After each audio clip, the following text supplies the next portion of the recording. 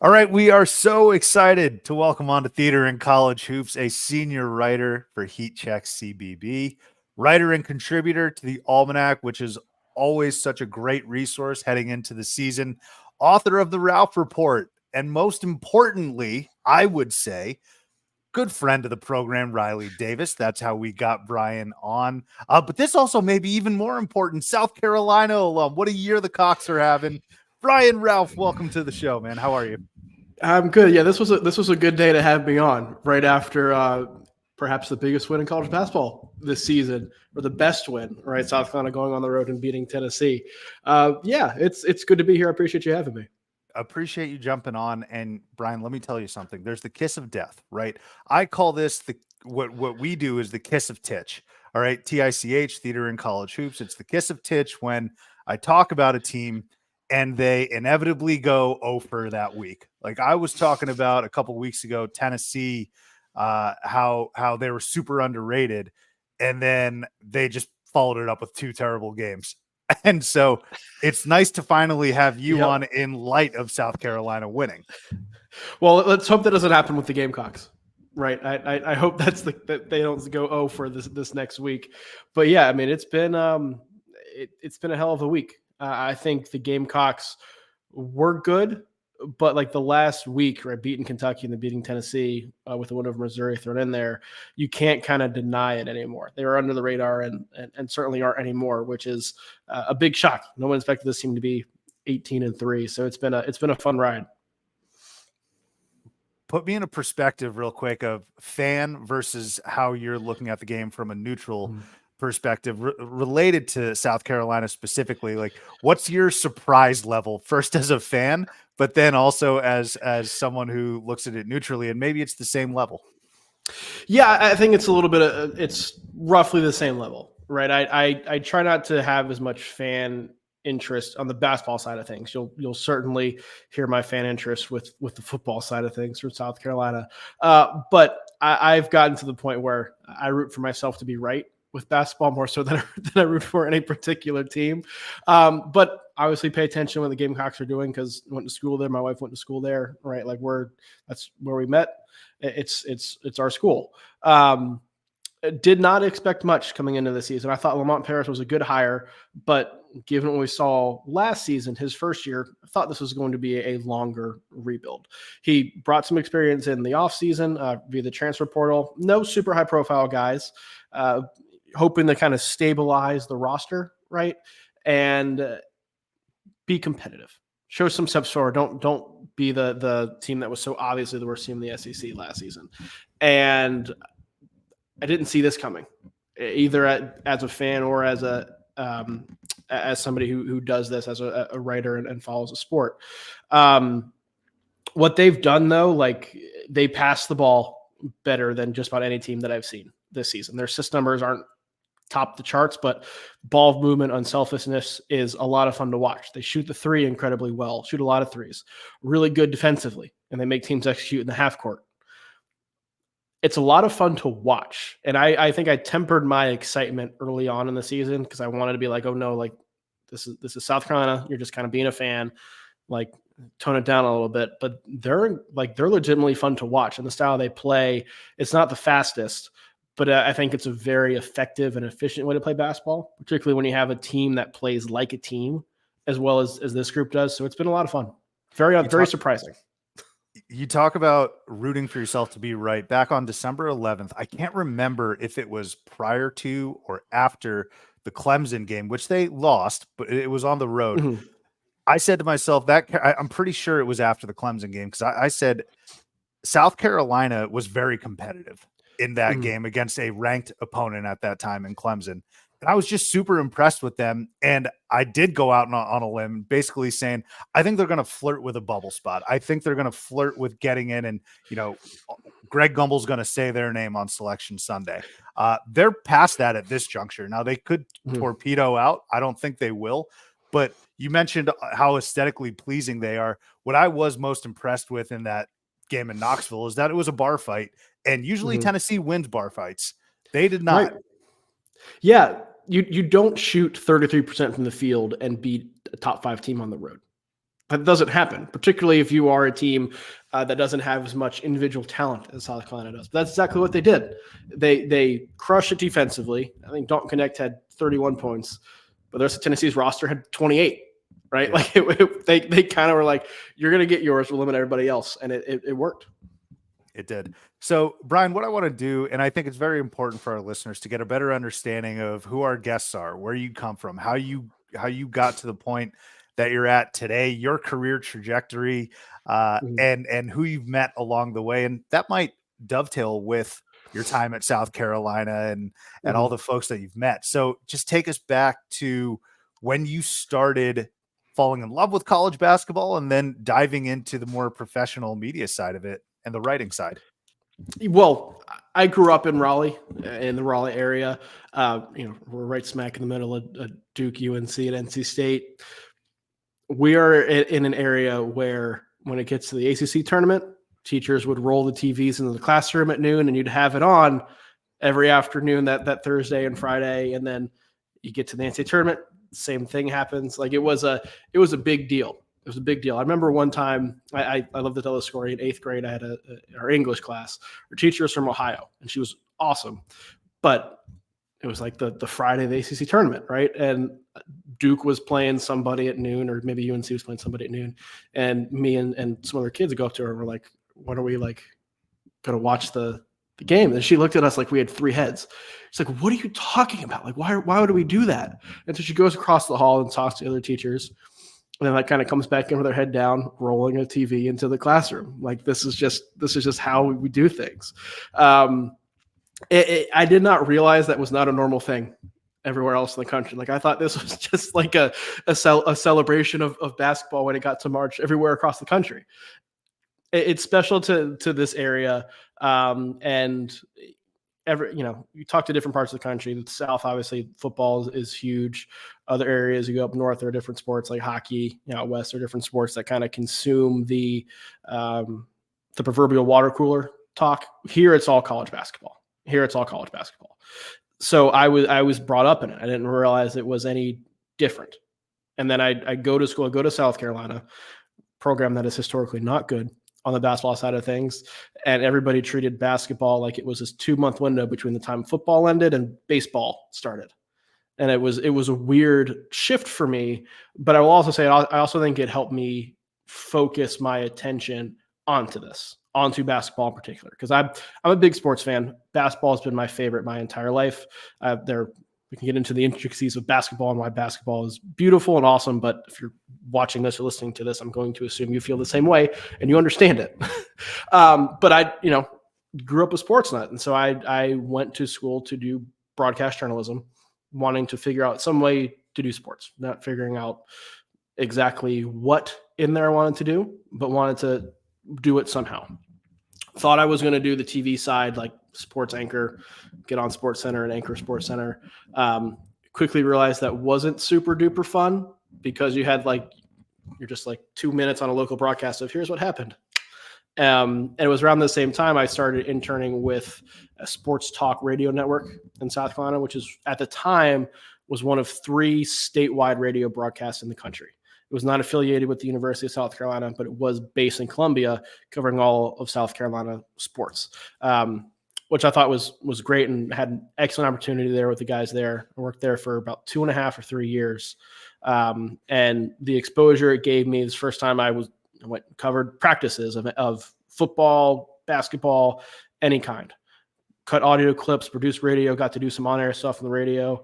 And you're like, oh, well, this is kind of fun saying your opinion. Like this is the good side of things. But you get kind of side of it, and it's hard to make a sustainable living in radio for at least starting out. And so at that time, kind of later in school, you're trying to figure out, okay, what are we doing? Had the opportunity to start doing some writing for some companies, just kind of freelance, get your foot in the door, build a portfolio kind of deal, and loved it, and kind of took things off from there. The journey after that was long and winding, which we could get into kind of piece by piece, but I didn't settle on the fact I wanted to do writing and covering college basketball specifically until later on in school when I realized that not everybody cared about it like I did. That makes sense. How did you get connected with the Heat Check guys then? It was a kind of a long, windy road. So out of school, because of my broadcast journalism background doing like TV production, out of school, I started as a temporary production assistant with ESPN, cutting highlights for SportsCenter, doing all that. I spent 2 months in Connecticut when one of the companies that I wrote for in school, Chat Sports, had a full-time opening and hired me out from there. And that allowed me to do full-time writing. It was very bloggy, try and cover everything as much as you can. We're doing like 15 to 18 articles a day, very SEO heavy kind of stuff. Didn't really get the chance to stick my teeth in anything, but being in that full time, I was able to meet some of the Heat Check guys like Eli, Connor Hope, Lucas Harkins at Busting Brackets at the time, who's now at Heat Check. Try to figure out just being full-time in that community and leaning with the college basketball focus. You just started to meet people online. And then the FBI scandal broke about everything. And so suddenly everybody was focused on college basketball. It became a big thing. And we started talking more and more about like just college basketball in general. I think it became much more of a focus, and I learned much more about the legal side of just our legal system that I think I ever wanted to know. Mm-hmm. But as part of that, it kind of linked. There was a time in that linked my two worlds. So being one of the only really basketball focused guys in South Carolina, I was able to make a couple connections down there. And then working with Chat Sports, we were able to put together and kind of realize that at the time, Zion Williamson, who lived in South Carolina, was, social media sensation as he still is. But this was back in high school, was kind of caught up in this with Kansas. And so we had enough based on people I had talked to and some other guys at Chat Sports had talked to kind of link him and Kansas in that recruitment. And that broke. That's still the biggest story I've ever broken. I'm not a huge breaking news guy. I give those guys a ton of credit because they're always on and always talking to people. And that's just not kind of in my DNA. I'm not good at it. So that'll probably be the biggest story I break in my life. Wow. But that's super interesting. Yeah. So we had that, and kind of from there, that took me from being just like some guy on the internet to having something tangible, which was good. But as time went on at Chat Sports, I realized I wanted to kind of do more and more just basketball. I didn't have to worry about writing about college football recruiting or trying to dabble in some baseball and NHL kind of stuff. Wanted to just focus on basketball. There aren't many jobs available. This is the time where everything's kind of shrinking from a corporate standpoint, and was just recently married at the time, trying to start a family. So trying to figure it out. So I ended up getting out of the business full time at that time. Oh, wow. Wanted to keep my foot in the door. And luckily that's where conversations with these guys kind of helped. I'll talk to mention Lucas in particular. He was one of the leaders at Busting Brackets at the time. So I kind of step out of there, go from making no money to trying to make some money in a different field. Started working with Busting Brackets to keep my foot in the door, and was there for 2 years and met a lot of really, really awesome people through that. That was the first time I was able to really focus on college basketball. And so you start meeting more college basketball people that way, and you get more and more of a presence online when that's more of what you're talking. And then the pandemic hit. Around the time the pandemic hit was when Eli Becker started Heat Check. And there were a couple people who reached out to. Lucas was one of them. Lucas, being one of the best bracketologists out there, was an obvious candidate for Eli to be like, hey, we're going to go do this. And so Lucas had told me about it, and I messaged Eli just kind of like, hey, can I come too? Is there any interest in and Eli was all about it. It was great. And so jumped on then, and things have been on an upward trajectory since then, to be honest. That's amazing. Yeah, like doing the work. We've got connected with I'd say just about everybody in college basketball. Jeff Goodman and Rob Dosser have been big in that regard. They're big fans of what we were doing, and then talking to them, and they kind of opened some doors with some other connections as well, which have been huge for me and for us. But I think more importantly, the guys that Eli brought on at Heat Check, all of us have become like incredibly good friends, and there's never any drama between all of us. We're all kind of on the same wavelength. And it's been a lot of fun to grow this to where it is now.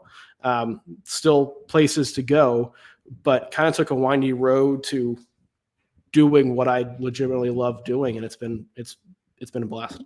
Yeah, unpacking that a little bit. We were lucky enough to have Eli on. I think it was around this time last year, and he was talking a little bit about how he launched that. And obviously, we've had Riley on, lucky enough to have you on. And if it's possible to see the cohesion via tweets and on Twitter, I can see how you guys are all get along and the cohesion there.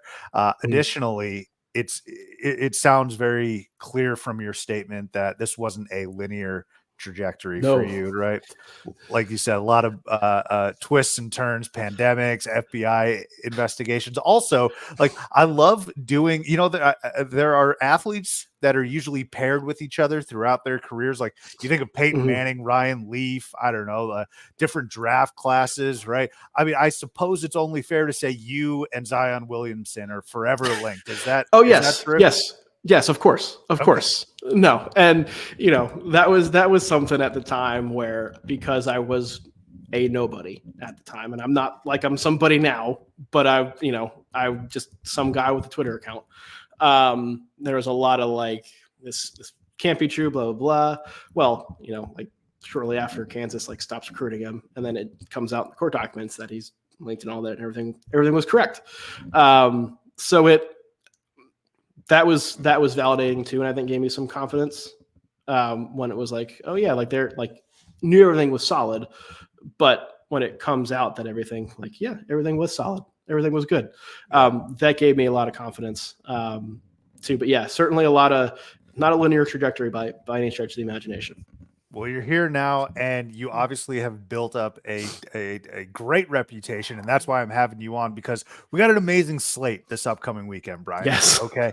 I mean, there's no football. I talked about this earlier in the week. There's no football. This is a perfect tornado, a perfect storm of, hey, over here, watch this sport, because this upcoming weekend is going to be terrific. I want to go game by game of the big ones that I picked out, and we'll start in the Big East, okay? And I think this is actually one of the first games to tip off. UConn, St. John's. I don't necessarily want to overlook UConn because as they're recording this, they're playing Providence. I would assume that they're going to take care of business Wednesday night. But if we can look ahead to UConn and St. John's, tell me what you're thinking about that game. St. John's, a bit of a stumble last week or a week and a half ago. I said that they're facing their first real adversity. November and December losses, in my estimation, aren't real adversity. Like we're here now, we're approaching Valentine's Day. UConn just rolling along. Donovan Clingan is back. Any chance for the Johnnies to pull this upset at home? Yes. Like there's absolutely a chance. You have Rick Pitino at Madison Square Garden. Yes. Like you can't write them off. I don't think there's any doubt that UConn is playing like one of the two best teams in the country. And you can, depending on how you view them and Purdue, they are unanimously in that mix, particularly after UNC lost to Georgia Tech. The thing with UConn is that I think there is the potential for some stumbles with them, because everything has gone so well so far. Like you've gotten the production from the role players you've needed to. Everybody has stepped up when they needed to. Tristan Newton has gone from being, 2 years ago, somebody who transferred from ECU to UConn, people thinking that was too big of a jump for him. And now he's like an All-American candidate. Like he took that step forward. I don't know how good UConn's perimeter will continue to be. Let's put it that way. I think like UConn is the best team in the Big East, one of the best teams in the country. I fully expect them to be a 1 seed in the NCAA tournament, fully expect them to make a long run in the NCAA tournament. But I also think you can say that and say that they have maximized everything they've gotten from the perimeter. right? I think the room for growth at UConn comes from Donovan Clingan being the guy we thought he was going to be in the preseason. And injuries have kept him from being that. There's a chance he can still turn into that over the last month and a half, 2 months of the season. But for you, if that doesn't happen, then UConn needs to continue to be perfect on the perimeter, maximizing what they've gotten from Cam Spencer, maximizing what they've gotten from Caravan, maximizing what they've gotten from Tristan Newton, the whole group down. St. John's, the way they play, the way they pressure you, can throw some wrinkles in there because there's such a unique challenge to the way Rick Pitino presses and the way their depth, where they can throw some length and athleticism at you on the perimeter. I would say UConn wins this game 80% of the time. It's not like Madison Square Garden is a place where UConn goes and does not feel at home, right? Quite the opposite, I would argue. Exactly. But I do think there is something about this being like the game of the season for St. John's. And whenever you have a team that may not be overly talented, but is certainly talented enough, like St. John's, and as a coach like Rick Pitino, you can't write him off. I think this will be a kind of a fun, wild, wacky game that comes down to the last couple minutes. This is going to be a great game. I'm so excited to see. I mean, we've seen now Rick Pitino in primetime spots, but going up against the number one team in the country, one of the best coaches to ever do it in MSG. He's on this Renaissance campaign, even though he had success at Iona. Now he's uplifting St. John's. It's going to be a lot of fun to watch. Let me ask you this real quick on St. John's. Obviously, the opportunity, if they win, is huge because you're probably in the NCAA tournament. If I were to sit here today for the Johnnies, I don't know if I can say with 100% confidence that they're in. So a loss, I don't know, like really hurts them that much. But, win or lose for the Johnnies, I think we know what happens with the win. But if they lose, like, what are you seeing for their tournament projections? I still think they're in as of right now. They're not on the bubble, but they're like kind of that like bubble to the bubble, right? Where a bad loss or two puts them in that conversation. They're not going to fall or be penalized for losing to UConn. That's not going to happen. The loss for them will be a missed opportunity of getting that resume stamping. You are pretty much in kind of victory. Right. So they're not going to lose pole positioning, but they're going to lose the opportunity to move up. And there aren't many of those opportunities left on the season. That's right. That's fair. Let's pivot now back to the SEC. All right. And I did want to talk. I'm not just bringing this up because you're on the program, but South Carolina, Georgia. If you told me in November that this was going to be a really good game, a big time game, I would have laughed in your face. But let me tell you something, the Dogs are pretty good at home. They've stumbled a little bit. You talk about, I think, the three most surprising teams certainly in the SEC, but potentially in the country include South Carolina, Ole Miss, who just got a win against their rival, and Georgia, up until they've stumbled just a little bit. But South Carolina, Georgia, man, this could actually now be my kiss of titch. So I apologize for this. Cox going to the Dogs, though. What do you think? And Georgia was the last team to beat South Carolina. Beat them at Colonial Life Arena in Columbia before they started this stretch, which I think South Carolina will remember. I have an interesting kind of relationship with Georgia and Mike White in particular. Not like a personal relationship or anything like that. He just frustrates the crap out of me because he has these teams that are incredibly athletic, incredibly deep. It should be very obvious that you run and play fast and allow your athletes to get out in transition, particularly when you struggle offensively in the half court. And his teams just don't. They play at a slower tempo. They try and execute half court, and it doesn't often work to their benefit. That's why his teams at Florida didn't really work. It's why Georgia kind of struggled last season. However, when you play against South Carolina likes to slow it down as well. We mentioned how aesthetically pleasing they are. It's not from a run and gun kind of pace. It's a sharing the ball, getting an open look kind of pace. That plays into Georgia. And so if you're not going to try and make Georgia play faster, you're going to mitigate the advantage you would have that way, right? It's tough because like the way South Carolina is playing, South Carolina should win this handily. Right. But I think you could argue that Georgia is the more athletic team.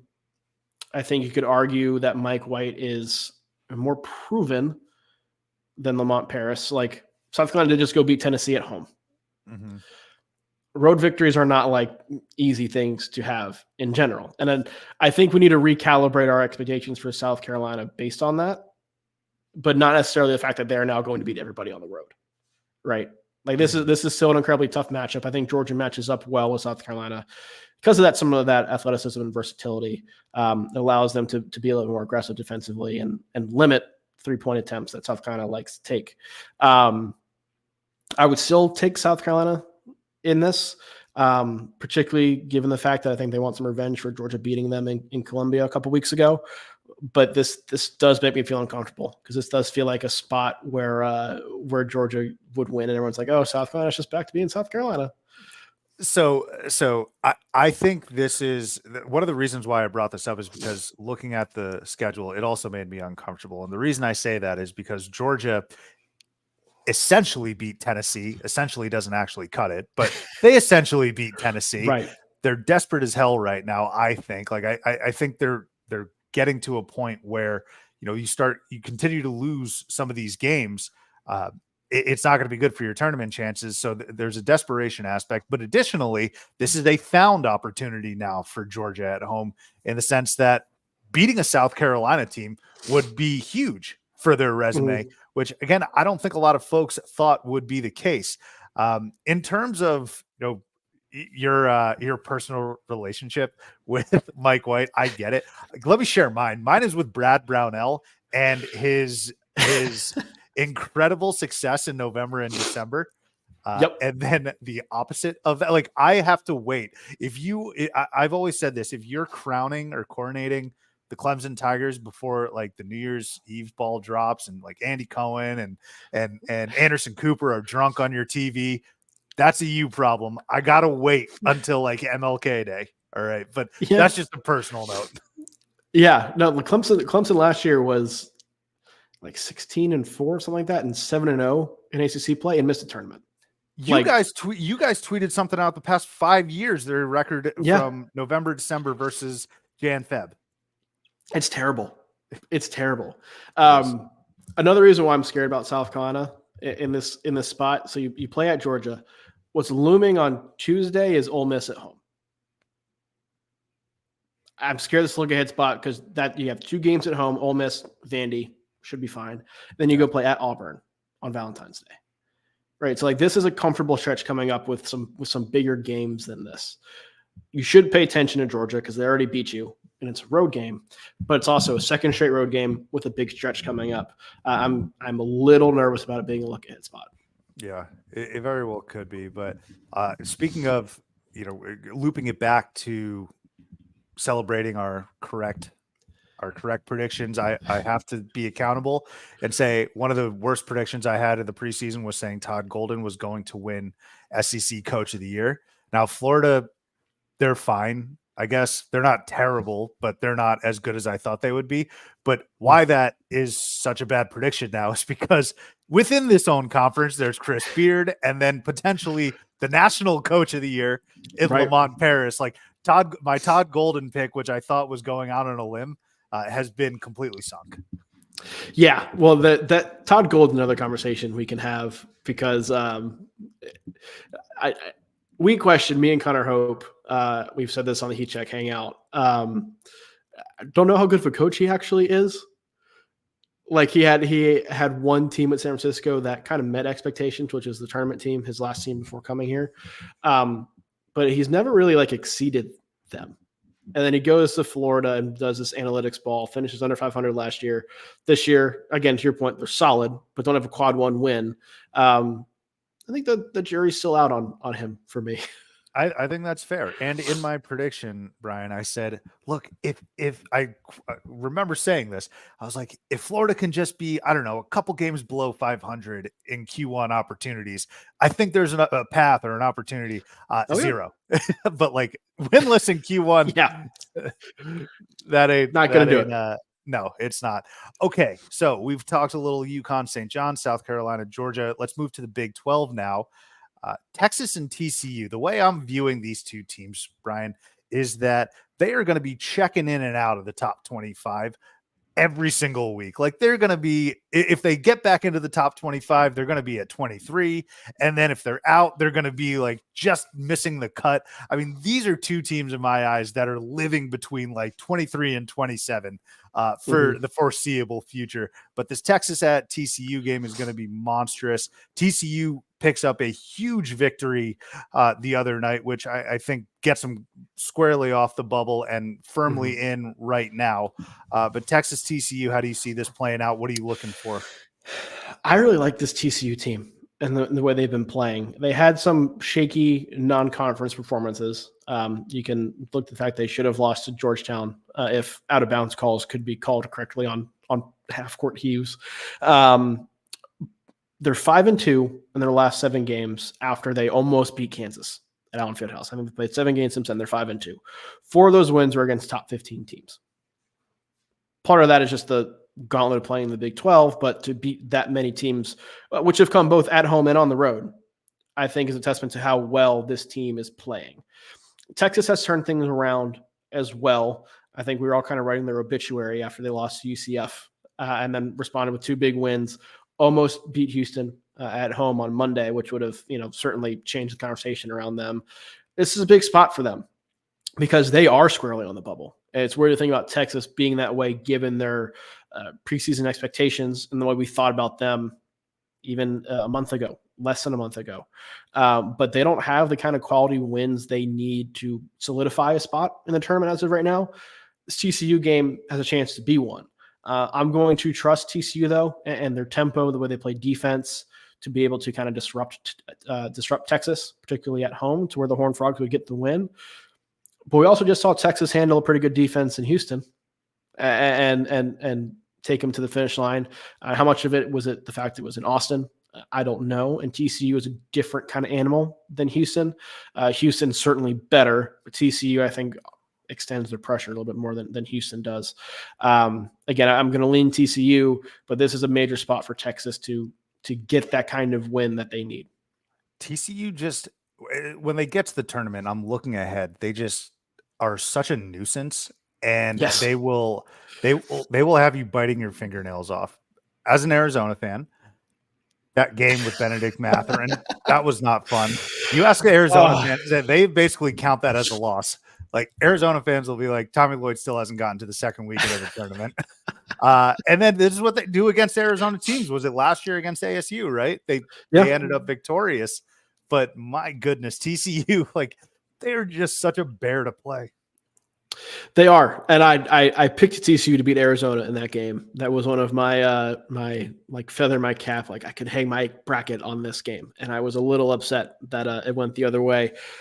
Perhaps some questionable refereeing, which may or may not be a tendency of TCU games now that we're talking about it. Or frogs, yeah. But like I think TCU is a good bet to win a game, maybe 2 in the tournament, depending on how things shake out, if they maintain this level of play. Texas, I don't feel as good about, but they've certainly turned things around this last week or so. Let's keep moving west here, Brian. Spraying and praying at this point. Mountain West hoops, man. How fun is the Mountain West? Utah State, Danny Sprinkle. Hey, man, I love Lamont Paris. Danny Sprinkle's got something to say about Coach of the Year as well. Utah State at SDSU. I haven't looked at this, Brian, and maybe that is because I'm lazy. You can develop an opinion on about me with respect to this, but when I look at the Mountain West, I just feel like the top 6 they don't sweep each other. Like I see SDSU has won 2 straight last week, and they come in and they lose. Like that's just how it always feels. I don't feel like any team in the Mountain West has been on a roll per se, but we got Utah State at SDSU. Danny Sprinkle doing a tremendous job. Talk to me about this huge tilt in the Mountain West. It is. And I think it's huge for Utah State from national validation purposes, because you mentioned that no one on the Mountain West has really been on a roll, and they haven't. That top 6 keeps beating each other. But Utah State, I think, is the team you could point to as being the most on the roll. But they have not played as many of those top 6 as I would say the other 5 have. I haven't looked at that, but it feels that way. This is their chance to put a stamp on their record, kind of like South Carolina did with that win over Tennessee, where it's like, you cannot ignore us now. We are this good. San Diego State has their flaws. They're not as good as last year's team, but it's still a very good Aztecs team. You're going on the road to play them. And if you beat them, and San Diego State a second straight loss, I think that's the kind of win that makes people go, okay, there is like some credence to Utah State not just being good, but being like maybe top 15 good, depending on how that game goes. That's the intriguing part to me about this game, because I trust San Diego State and that coaching staff and the players they have to figure things out and be good even if they lose. But this is an opportunity for Utah State to kind of put that stamp on, like, yeah, this is legit. This is legit. What is in the water in Logan? I said Utah State a couple of weeks ago was like the best stepping stone school for coaches. Mm-hmm. You think about Danny Sprinkle, you think about Craig Smith, right? You think about Ryan Odom, who's rebuilding VCU, but like Utah State is just perennially in the NCAA tournament. I'm sure I'm missing another big name, but it's crazy the success. And I'm not saying it's just some right. divine intervention, but at the very least, the Utah State administration knows how to hire coaches. Oh, absolutely. And it's a coveted job because it's a passionate fan base, right? In an area where they are one of the primary schools. And there is a big fan following there. They have resources, they put resources behind it, which is what you need really at any mid-major job. I don't know if I've reached the point with Mountain West where we don't consider them a mid-major anymore. I don't. I think they're in that kind of tier. I don't either, man. Right below with the American, right? Yeah. I think they're in that tier. But to win there, really anywhere, like, you have to put resources in, and more resources compared to other teams in your league. And Utah State does that. And the fact that they've continually had success and have had coaches springboard to other jobs that are higher jobs. I'm not going to say better jobs, but higher jobs. Once you see that a time or two, like, it becomes a very attractive destination for coaches. So you can say, okay, I know I can have success here. Programs in place. We have good fan support. I'm going to get paid pretty well. And I know I can get looked at for other jobs if I do well here, right? Once you've done that a time or two, it becomes an incredibly, incredibly attractive place. VCU is in the same kind of boat, right? With Ryan Odom, like, there are these schools that just become feeders, and it's not by accident. I think Utah State's administration has done a good job of realizing the position that they're in, identifying good coaches, and not just going for like big names, right? And capitalizing on it. I think that's a great point you mentioned, not going straight for big names, because if you look at what Danny Sprinkle has done in his whole career and what he did at Montana State, you know, some folks may be saying, oh, there's bigger names out there that have coached at the higher level. It's like, no, why don't we give this guy a shot who's up and coming and has proven that he can do this without maybe the most resources in the entire universe, right? Right. And I think there are two directions you see schools like that go, where you see the ones who are like, all right, let's get a good coach in here and see if we can win some games, see if he can prove himself at this level, or those who are like, here's this big name coach, we can sell tickets. He was at a higher level, you know, he should be good trickling down here. And there are cases of both working out, right? But I would argue that far more often than not, the rising coach you give more resources to does a better job than the one who might be looking at it as a retirement job or a bounce back job. Yeah. The big Magilla in the Big 12. Houston, Kansas, baby.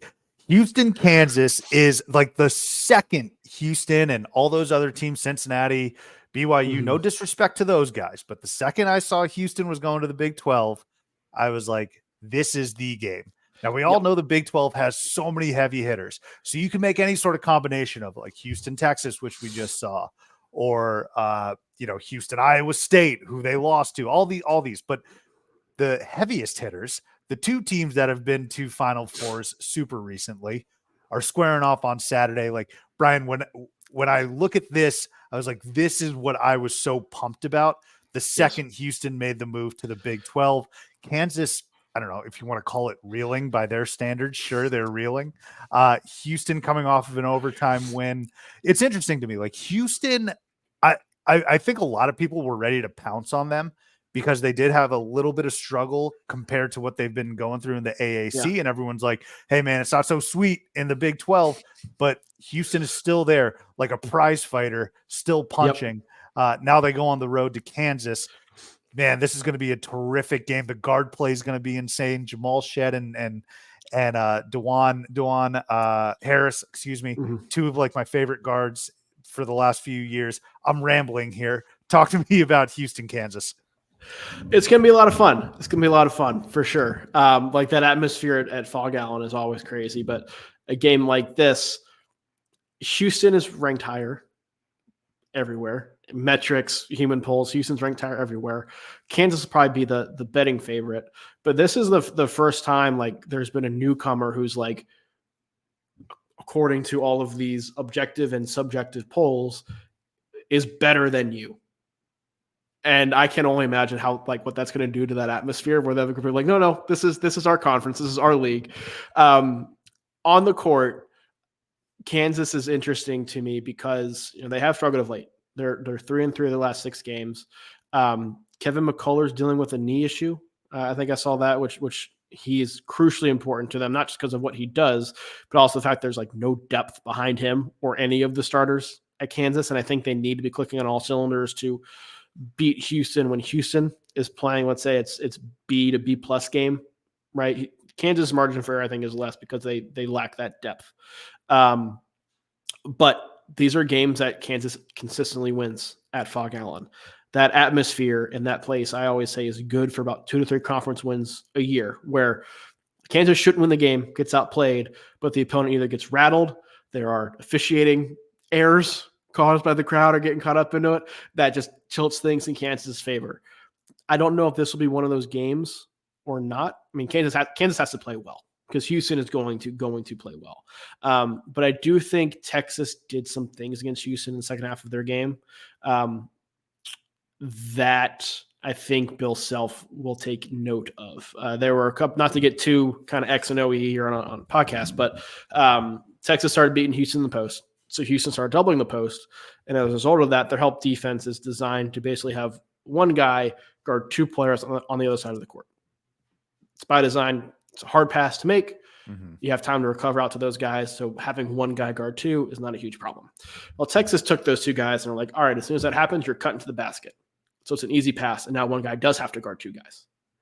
That was how Texas got back in that game. It looked like they were going to win for a while. Was they kind of took Houston's strategy and found the hole in it and made it happen. And I don't know if Rodney Terry came up with that or somebody else on the staff did. I mean, I know people have different opinions on Rodney Terry as a coach, but I will be shocked if Houston A does not double Hunter Dickinson, and then B, Kansas doesn't do the same thing where they send some cutters into the lane with that one defender trying to guard 2. So I think I'm interested. Basketball nerd in me is interested to see how that plays out because Kansas has to play well. And I think that's one way you kind of poke a hole in Houston's defense. But I kind of think Houston wins. All right. Kansas is at a point, I don't know if I trust them right now. Yeah, I think that's fair. I feel like Kansas doesn't have a ton of depth either. Yeah, and Bill Self versus Kelvin Sampson is going to be amazing to watch. But the thing I want to unpack from your answer, and it's so true, and I'm glad there's someone else that has noticed this, is that you said it in a much more eloquent fashion. Teams pee their pants in Fog Allen, all right? Yes. Like I remember, I think a few years ago, West Virginia was in prime position to beat Kansas and then win the Big 12, and they gave up like a 12-0 run in 2 minutes for some reason. I don't know. So I've seen multiple Big 12 teams collapse in the Fog. This new guy, can you not collapse? Or will you just be another notch in the old belt there for Kansas? So that's going to be very, very interesting to see. Brian, a few more that I want to get to before we get to some quick hitters and having a little fun. Auburn, Ole Miss. I didn't want to pass this over. Yes. Auburn's interesting, right? I think a lot of folks fell in love with Auburn. They went to the top 10, but their resume isn't necessarily the most robust. You look at Ole Miss as well. They're racking up wins. I think they have a similar record, if not the exact same record as South Carolina. They don't have 2 top 10 wins, but Auburn, Ole Miss, I think, is kind of critical for both of these clubs in terms of where their season can go. Like if Ole Miss wins, I think you're looking at maybe a top 8 or 9 seed in the NCAA tournament. If Auburn loses, you start you're probably out of the top 25. There's a little bit of concern. Tell me a little bit about why this game is super important for both teams. It's the validation battle, right? Auburn is top 5, top 10 in every metric. They're not ranked as high with the computer or with the AP poll and the personal polls, but metrics love them. But they haven't beaten anybody of good of note. Like they've lost all of their Q1 games. We talked about that with Florida. Auburn's in the same boat. Like playing at App State too is a Q1 opportunity, and they lost that game, which App State's a good team, but like they have fallen short routinely in the better games they've played. I don't know if this Ole Miss game is a Q1 opportunity, but it's certainly one that will resonate and I think set a real floor if Auburn is able to win that game. Ole Miss, flip side of things, the loft 18-3 record does not have those top 10 validating wins that South Carolina does. Auburn is not the same caliber of win, but again, I think it would send a message of where Ole Miss actually is in the SEC pecking order, right? It's not that the validation of you are this good, but it's a validation of, yeah, you're really good. We know you're a tournament team. Like there's nothing fluky about this. Yeah. This one's going to be a lot of fun. And again, the coaching matchups. Like yes. For some reason, I'm just I gravitate to those. And we talk about St. John's, UConn, Hurley, and Patino. There's some subliminal messaging going on there from Mr. Patino also. But excited for that Auburn Ole Miss game. Okay, these are the three heavy hitters, and I'm going to end it with the one that I'm most excited about, which by process of elimination you'll get. But we'll start with Duke Carolina. You said you're going to be in the building. Yep. Greatest rivalry in sports. I have to beat that drum every like I don't want to hear about Bears Packers. I don't want to hear about Celtics Lakers. I don't want to hear about Oklahoma Texas. Like none of it. All right. Mm-hmm. Bama, Auburn. This is the greatest rivalry in sports. These two programs. Like I don't care about the football teams. This basketball rivalry means something, and it's a top. It always delivers. I think Jay Billis said that. This always delivers. We've seen a Final Four game between these two teams. We are seeing conference championships at play. And don't look now, but as a result of Carolina's loss to Georgia Tech and Duke beating Vatek, Duke wins this game, and they are tied with Carolina in the loss column in the ACC. Right. And all the rhetoric, Brian, has been that Duke, if I were to read what Twitter is saying, Duke is some bubble team, apparently. They stink. I am probably one of those people because I don't think Duke is bubble. Like Duke's a very good team that's handling their business, and I do think we tend to look at Duke from the glass of they were supposed to be like a preseason top 3, top 4 team, and they've climbed back up there because they've won games. So they have not played like that. Things have been a struggle for them at times. They played a lot of close games that they should not have really played. Talk about validating wins. Duke doesn't need any validation, but beating UNC at UNC will hold more weight than any win that they've had since November, December, right? Like that's going to signal that like this kind of turnaround that they've had, this little run is real and not just a byproduct of playing ACC teams that don't come up to snuff. And for UNC, we talked about UNC as being in that category with Purdue and UConn. Had won 10 games in a row, had handled their business away from home, which nobody had really done. Well, then you go and lose at Georgia Tech, and now suddenly that thing that you built of where we put UNC on this pedestal is now in danger of being taken away and falling down like a house of cards because Duke can go in there and beat them. I don't think they will. I trust UNC a lot because what they do defensively, the tempo they play with offensively. RJ Davis has not had like a bad game this year. And I don't think he's going to. Like, I think he's just kind of at that level where you can kind of rely on him to be playing well every game. I think UNC's the Georgia Tech game was the first game where UNC's rotation guys and the others, right, the role players, haven't been good. They were cold from the field, and they still lost Georgia Tech by 1 when Georgia Tech was playing out of its mind. However, if UNC loses again, then that becomes then it moves on from being a one game like, oh, that just kind of happens to being like, is there some concern here? Because UNC won 10 games in a row. And this was pointed out to me by Greg Waddell of Sleepers Media. They won 10 games in a row. Like, what was the best win? What really stuck out to you? Was it Clemson? Yeah. Yeah. And like, it's certainly a good win. You'd rather win those games than not win those games. Mm-hmm. But it was a byproduct of like UNC handled the business when nobody else handled their business.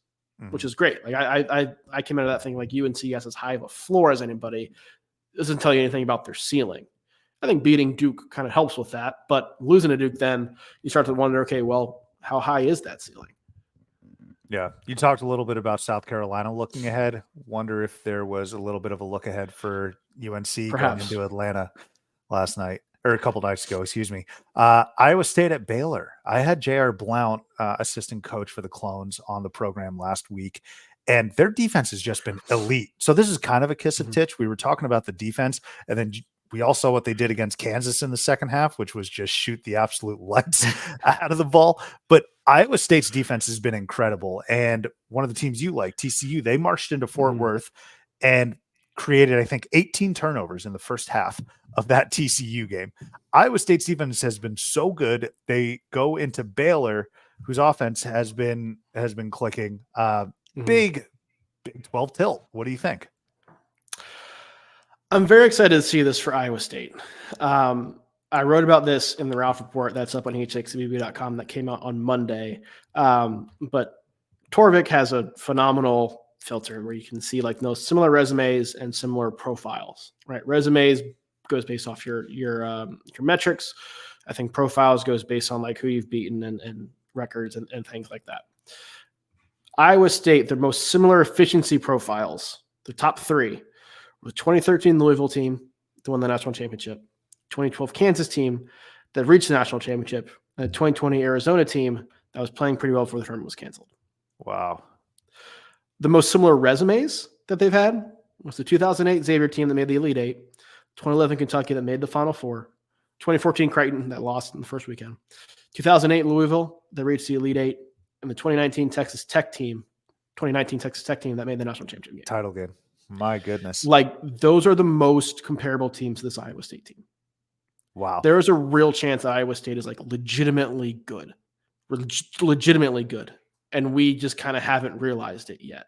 Now, some of that, they've won all their big games at home. They did beat TCU on the road, which I think is a better win than is given credit for. That might be a better win than going at Baylor and beating Baylor, to be quite honest with you, because Baylor has some questions about how they've done against top teams. But you go on the road and beat Baylor, I think now people will start paying attention to how good Iowa State is. They're elite defensively. We talked about the offense kind of picking up. They've gone from having a bad offense to a like slightly above average offense, which is more than enough. Yeah. More than enough for them, given the way that defense is playing and some of the individual guys that they've had offensively. Like, this is a spot for Iowa State where I think I'm not going to say that they're going to beat Baylor, because I think it's probably 50-50. Baylor at home is still a very good team. But I look at this Iowa State team, and I think there's a real chance that they are like a really, really good team. I'm so glad you said that, because after they beat TCU, after they beat Kansas, I think I said, I'm ready to say that Iowa State is an Elite Eight type of team. And I was the reason I tweeted that is because it's not like I'm saying that about a Houston or a Carolina or a Tennessee or, right, a Purdue, UConn, right? Like, I don't think people are realizing that Iowa State is kind of rolling right now, and they look damn good. It's crazy. Right. Yeah, so they're not going to make as many threes as they did in that game against Kansas. Well, I'm sure they would love to, but I'm going to assume they're not going to make as many threes as that. But the way they play defense gives them a high floor. They have more offensive creators and more three-point shooting than they've had in past years. They're a much more complete team and a very, very tough team to deal with. Assume at your own risk, Brian. We'll see what happens in March. It's always crazy, isn't it? Let's finish up here. My favorite game of the weekend, the one I'm most looking forward to, Tennessee at Kentucky. I still love Tennessee. Like that, I don't think there's a ton of shame in losing to South Carolina. If I'm going to think of them as a title-winning team, I would have expected them to win, but I'm not terribly out on them. Kentucky's defense has a ton of questions, but this is going to be, it's a real rivalry game. You're at Rupp, the two best teams in the SEC for what we all think. This is going to be a lot of fun. I cannot wait for this matchup. Who you got in this?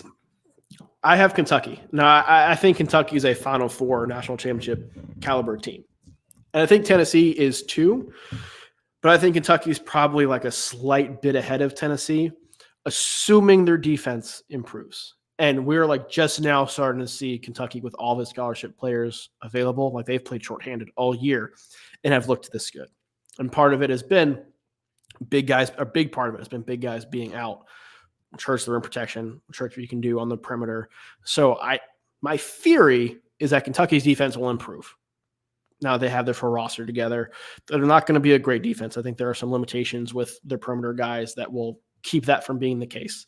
But Tennessee will be a good test for that because Tennessee, Dalton Connect is your Zach Edey non-Zach Edey National Player of the Year at this point. Excuse me. Like Zach Edey's running away with that thing, but Dalton Connect's probably number 2 as of right now.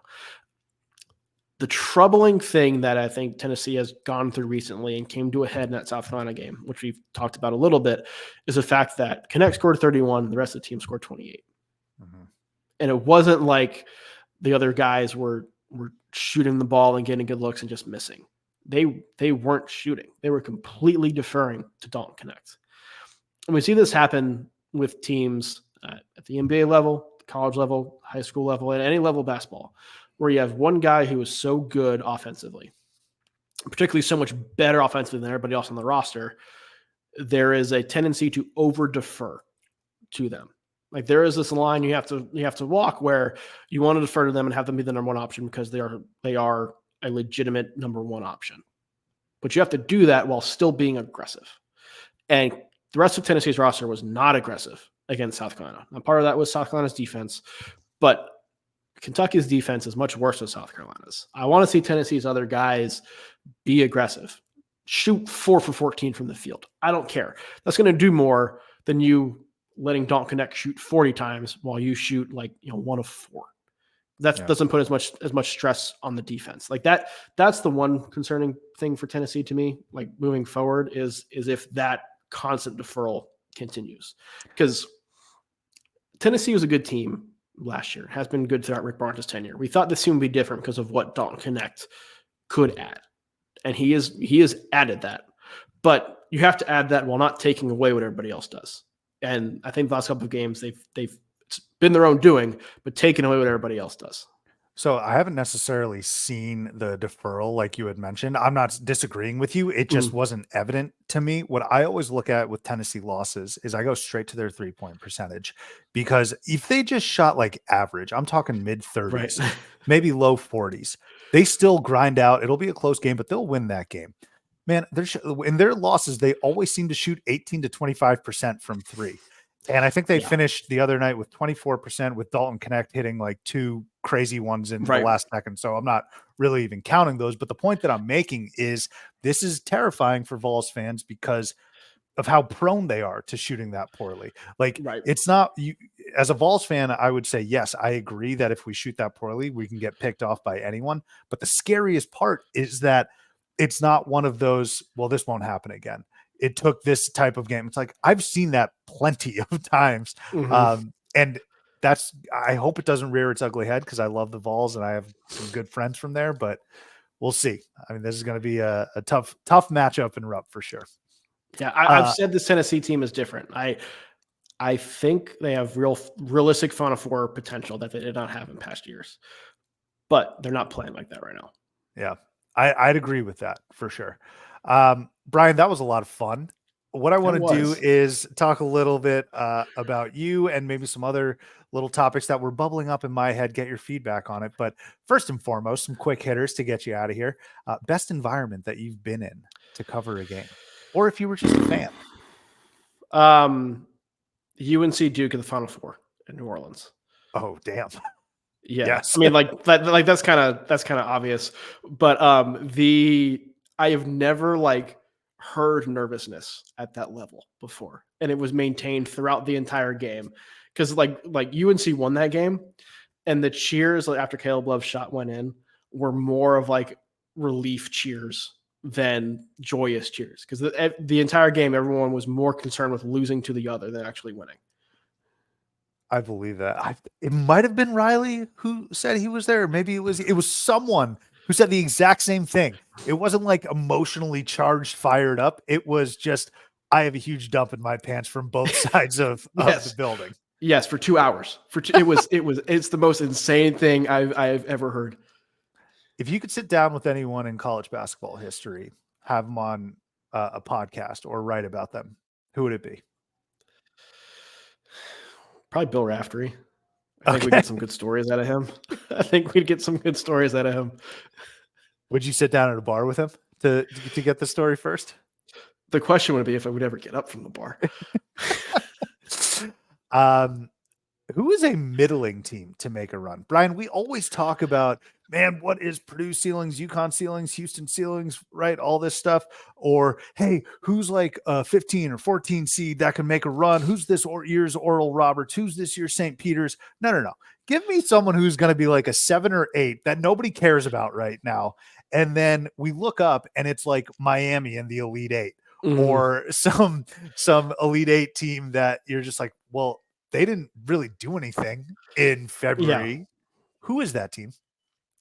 I'll go 2 categories. I think there are a couple of teams that could be double-digit seeds that make runs in App State and Grand Canyon. I think both those teams are good. App State's really, really good defensively, and Grand Canyon is really good two-way. They legitimately have power conference size. Like they're not going to shudder at going up against some of these power conference teams. But from like an 8 to 9, like kind of those middling teams, I would say pick your Mountain West team. I think Colorado State is the most dangerous and the one I'm most excited about because of the way they play. Things have to break appropriately for them in the bracket, but the way they play offense, the way they shoot the 3 is a really tough guard. They also have one of the top 3 guards in the country in Isaiah Stevens. And the amount of times we hear guard play wins in March, and it's true. It helps to have the best guard on the court at virtually all times. I like that. Colorado State. And so Colorado State, I'm going to be thinking about that. And also Iowa State, because it's very nice that you agree with me. And no. So I expect Iowa, because they're a big name. I'm not saying you should have answered that. I'm just saying for when I fill out my bracket, I'm going to think about those teams that you comp them to in the past. And I'm going to be like, I think people will overlook Iowa State, but I appreciate that. I think so. Absolutely. Is Gonzaga's windows closed? It's current window. I'm not going to say a new one will not open, but they are not recruiting at the same level they were at when they were making those elite runs. And like going from Jalen Suggs to Chet Holmgren to Drew Timme, like that doesn't just happen all the time. You know what I mean? Like that undefeated team that lost to Baylor, like that was a team that had to win. That was a team that had to win. Mm-hmm. They ran into a better team. You just chalk it up and say that's what it is. It's going to take Gonzaga, I think, a couple of years to get back there. I don't know if Mark Few will be the one to get them back there. Like this might be kind of a hard reset. But the current window is closed. Yes. No takebacks on Tommy Lloyd. I would like to say that first and foremost. But you're right. Like the personnel, that it's just staggering who's been through Spokane. You mentioned like guys like even Zach Collins, NBA players like Zach Collins, right? I mean, Kevin Pangos was such a solid player for them. Like even the guys like Nigel Williams-Goss, Shemer Karnowski, like another guy you can't take back. Like all these guys. That's the thing. You had to go through those guys to get the tier of Suggs, Holmgren, and even Timme, right? Like there was a build to that. I think they're like you have to build to that again. It's going to take some time. But I would even say those guys like the Nigel Williams-Gosses, like they're better than what they're looking at right now, and that's no disrespect to them hard potentially. Okay, we might be saying the exact same thing, just in different words. Okay, I mean, again, no disrespect to Graham Ike, but it's a big man lineage there that is tough to live up to for sure. Yes. Last couple ones, and I'll get you out of here. Do you fill out your bracket via paper or computer? Are you an old school purist? I fill it out as the show is going on. I have found that my gut reactions are better than me overthinking it. So does it go gut reactions and then you have to like shoehorn the explanation into why you're right? Like, is there no room for let me vacillate and switch back and forth? There always tends to be like a matchup or two that I get to, and I'm like, we have to kind of figure this out. But I will go gut reaction, and like people say they have to do all this research and stuff, which I get, and I'm one of the ones who writes the research for you, like to read, right? Like I get that, right? But like. Because like I pay so much attention to this and you pay so much attention to this from November on, like my research is done. And so like my initial, like, if I can just give a gut reaction, I find that to be more right than if I'm rethinking and overthinking something. That's a great point. That's a great point. Brian, this has been such a blast, and I really appreciate the insight, especially as it relates to the games upcoming and sharing a bit of your story. Can you do me a favor? This is the last segment and last question I ask all of my guests, including Riley, who was kind enough to refer you. Is there anyone that you recommend I reach out to have them on the Theater in College Hoops, share their journey and their brilliant insight as you were so kind to do? I'll try Greg Waddell. I know I brought him up earlier, Sleepers Media, but he's a really, really fun guy to talk to and I know has a unique story, which would be a lot of fun. Yeah. So Greg has been on the program, but I do need to get him back on this upcoming season. No, it's okay. I'm not going to put you on the spot and ask you for another one. It is worth me reaching back out to him and getting his thoughts, his verbal thoughts on Michigan. I've read him, but we got to talk a little Michigan before we get to the real tournament teams. But Brian, this was a ton of fun, man. Thank you so much. And we'll be reading your work. Speaking of that, where can we read your work? Yeah, Heat Check CBB.com. We actually have started putting together a document for our conference tournament and NCAA tournament plan. So there's a lot coming down the pipe here on HeatCheckCBB.com over the next 2 months. You can also follow me on Twitter or X. Twitter. I'm still on Twitter, man. Yeah. BRauf33. It's BRAUF33. So make sure you check those out. Terrific stuff, Brian. Thank you again for jumping on. We'll be in touch and looking forward to reading more of your work as we approach March Madness. Thanks again, man. Thank you.